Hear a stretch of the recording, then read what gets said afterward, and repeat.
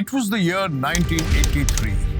Kapil Dev's band of underdogs had shattered all preconceived notions about cricket by emerging victorious in the third edition of the World Cup. This remarkable achievement for a country that had only won one World Cup match until then marked one of the greatest upsets not only in cricket but in the entire history of sports. India's title odds stood at 66:1 when the championship began. But the Indian heroes comprehensively defied those odds. Not even the charismatic flamboyance of the two-time defending champions West Indies could stop them in the finals at Lord's. We all love underdog stories, like when Leicester City won the Premier League in 2016. These events make us believe in miracles. But miracles are rare and don't happen often. Against all odds, India had now conquered the holy grail of cricket. Yet, there were questions about whether India could establish itself as a serious, world-class cricketing nation. They held the World Cup, but were they truly the best team on the planet?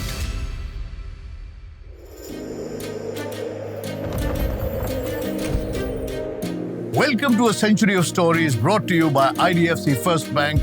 Always you first. I'm your host Kunal, and this is the story of how India reinstated its cricketing might in the face of emerging doubts. At the center of it all stood a young Indian all-rounder who played a significant role in proving that 1983 wasn't just a fluke. And for his contributions, he would receive a prize that was unheard of in that era of cricket. In the immediate aftermath of the World Cup triumph, the fallen champions, the West Indies, visited India in what was termed the Revenge Series. The tour ended with the men from the Caribbean islands winning the 6-match Test Series 3-0 and then registering a 5-0 clean sweep of the ODI series. An embarrassing outcome for the newly crowned world champions led to widespread ridicule in the cricket fraternity.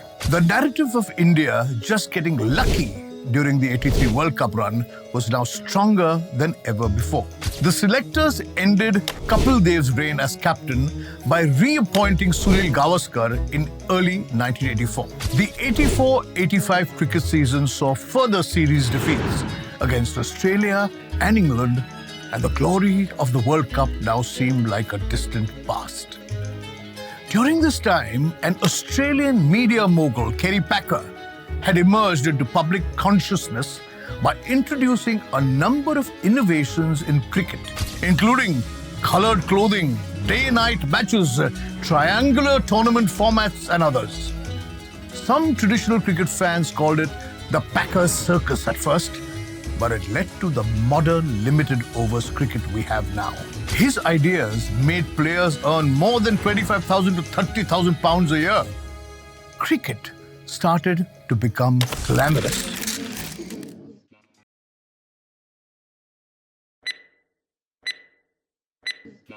Hello there! Get ready for a financial game changer.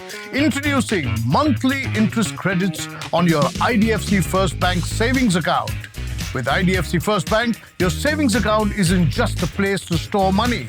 It's a place where your money grows every month. A unique monthly compounding interest means that you not only earn interest on your balance, but also on your previous month's interest. Imagine the possibilities. You earn interest on interest, which can significantly boost your savings over time. It's like your money is working harder for you. Open your savings account today at idfcfirstbank.com. In 1985, Australia hosted the Benson and Hedges World Championship of Cricket. It was part of the celebrations for the 150th anniversary of European settlement in Victoria, Australia. All 7 top cricket teams would play, and the Melbourne Cricket Ground would have the first international match under lights. India, the World Cup champions, were not expected to do well. West Indies were the favourites because they had lost only 5 ODIs in 38 matches since losing to India in the 1983 World Cup final. India's first match against arch rivals Pakistan proved to be a comfortable outing courtesy of bowling performances from World Cup hero Roger Binney and a classy 93 not out from Mohammad Azharuddin. A target of 184 was chased with 4 overs to spare. Perhaps this was just the boost the team needed. Next, they played against England, who were expected to do well in the tournament. Ravi Shastri, a young all-rounder who was largely overlooked during the crucial stages of the '83 World Cup, was the standout performer with amazing bowling figures of 30 for 3, which restricted England's chase of 236 runs to a paltry score of 149. His slow left-arm orthodox spin proved to be a fitting test for the English batsman.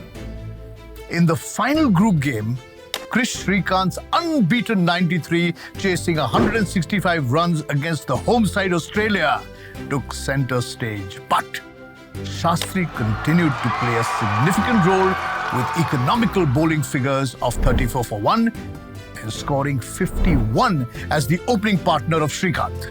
India seemed to have regained their groove once again when it mattered the most in a multinational global tournament. In the semi-finals against New Zealand and Sydney, it was once again Ravi Shastri who stood up to the occasion, claiming 3 Kiwi wickets and then setting the tone for a 207-run chase with a score of 53 as the opener. India had now reached the finals once again, and in their way stood Pakistan, who had earlier decimated a full-strength West Indian side in the semi-finals, much to the shock of the worldwide press. The former captain Kapil Dev, along with young leg spinner Lakshman Sivaramakrishnan and Ravi Shastri, did well in breaking the Pakistani batting lineup. The subsequent chase of 177 runs proved to be a one-sided affair, with openers Shrikant and Shastri continuing their sublime form and registering a century partnership. In the end, India emerged victorious by 8 wickets. In doing so, they not only completed the World Cup and the World Championship of Cricket double, but also displayed sheer dominance throughout. Indian cricket had answered its critics, and it was well and truly here to stay. Ravi Shastri, for his all-round display, emerged as the player of the tournament, or as it was known, the champion of champions, and was awarded an Audi 100 motor car valued at Australian dollars 35,000, a prize of unparalleled prestige never before witnessed in cricket. In what would turn out to be an iconic image in the history of Indian cricket, Shastri drove the vehicle for a victory lap around the MCG with his teammates. This Audi 100 won by Shastri was one of the first vehicles of that company to be driven on Indian soil. In the pre-liberalization 1985 India, luxury cars were a rarity. Then Prime Minister Rajiv Gandhi would go on to order customs officials to waive off the heavy import duty so that the star cricketer could bring the car home. The car remains a prized possession in the Shastri residence even today, a symbolic tribute to one of the greatest servants of Indian cricket.